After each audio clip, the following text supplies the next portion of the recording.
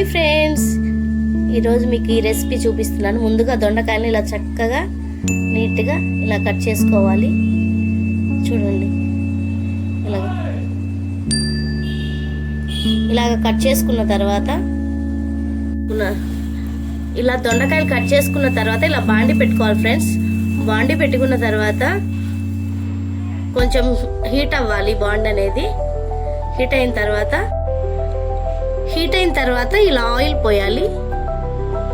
ఇలాగ తగినంత ఆయిల్ పోసుకోవాలి ఫ్రెండ్స్, ఫ్రైకి కదా. ఇలాగా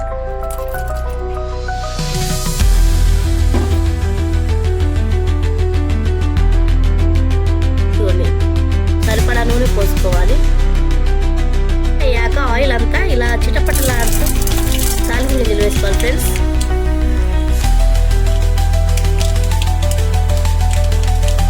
తర్వాత ఇలా దొండకాయలు వేసుకోవాలి. మంచిగా ఇలా దొండకాయలన్నీ మిక్స్ చేయాలి.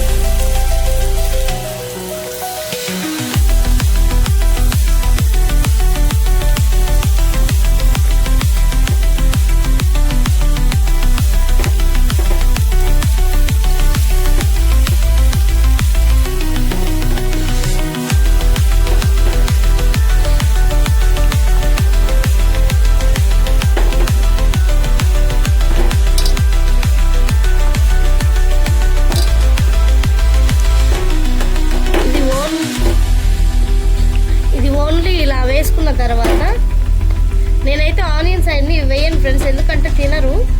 సో అందుకని ఆనియన్స్ అయితే ఏమి వేయను, ఓన్లీ తాలింపు గింజలు మాత్రమే వేస్తాను. జస్ట్ ఇవి మగ్గ పెడుతున్నాను అంతే. మరి డీప్గా వేయించడం వల్ల ఏంటంటే అంతగా మనం తిన్నదానికి డీప్గా వేయించడం వల్ల ఏంటంటే మనము డ్రై అయిపోతుంది కాబట్టి అంత బలం ఉండదు. సో అందుకని నేను ఇలా చేశాను. నెక్స్ట్ ఫ్రెండ్స్, రుచికి సరిపడా సాల్ట్ వేసుకోవాలి. ఇలాగా, ఎందుకంటే దొండకాయలు మగ్గిపోయిన తర్వాత ఉప్పు కష్టం వస్తుంది కాబట్టి ఫస్ట్ కొంచెం వేసుకోవాలి.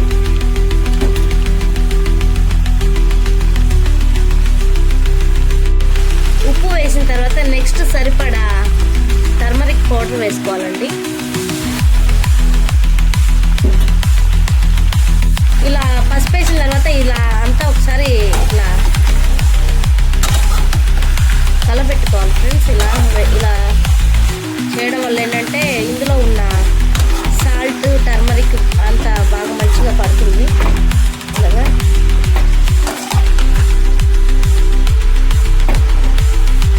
ఫ్రెండ్స్, ఇలా టర్మరిక్ ఇవన్నీ కలుపుకోవాలి. సాల్ట్ అన్నీ మంచిగా కలుస్తాయి. కలుపుకోవాలి ఇలాగా.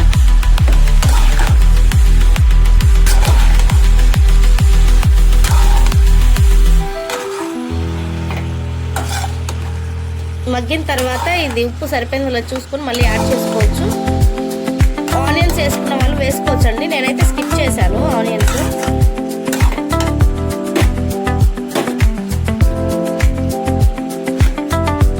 ఇలా కలుపుకోవాలి ఫ్రెండ్స్. కలుపుకున్న తర్వాత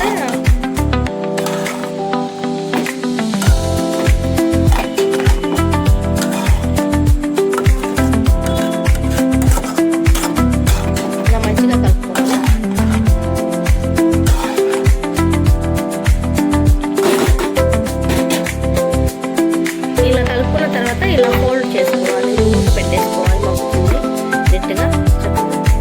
ఓకేనా ఫ్రెండ్స్?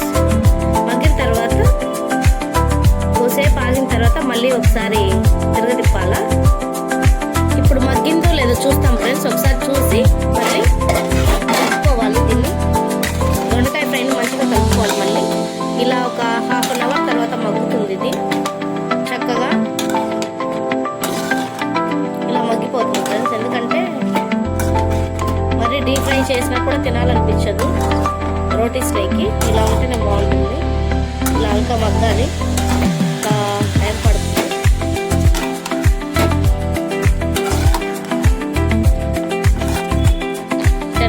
ఒకసారి ఇలా కలుపుకోవాలి ఫ్రెండ్స్. సాఫ్ట్గా ఉడుకుతుంది. మళ్ళీ తర్వాత మూత పెట్టుకోవాలి. ఇది ఫ్రై చక్కగా. లాస్ట్ ఇలా ఒకసారి కలుపుకోవాలి. కలుపుకున్న తర్వాత సరిపడా కారం వేసుకోవచ్చండి. ఎక్కువ కారం అంటే ఎక్కువ వేసుకోవచ్చు, లేదంటే ఇందులో వెల్లుల్లి కూడా వేసుకోవచ్చు. బట్ మా హస్బెండ్ అలా తినడు కాబట్టి ఇలా చేస్తున్నా. జస్ట్ ఉప్పు, కారం, పసుపు వేసి, తాలింపు గింజలు వేసి ఇలా చేశాను.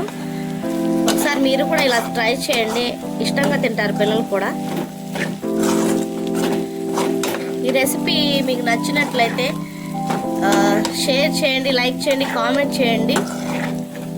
ఎలా ఉందో టేస్ట్ చేసి చెప్పండి. మీరు కూడా ఒకసారి ట్రై చేయండి ఇలాగా. ఎందుకంటే డీప్ ఫ్రైగా వేయించుకోవడం వల్ల ఏంటంటే మనకున్న శక్తి, దొండకాయలకున్న శక్తి అంతా పోతుంది వాటర్ ద్వారా. ఇలా అయింది అనుకోండి, ఇందులోనే ఉంటుంది. టేస్ట్ కూడా చాలా బాగుంటుంది. ఒకసారి ట్రై చేయండి ఫ్రెండ్స్, ఓకేనా?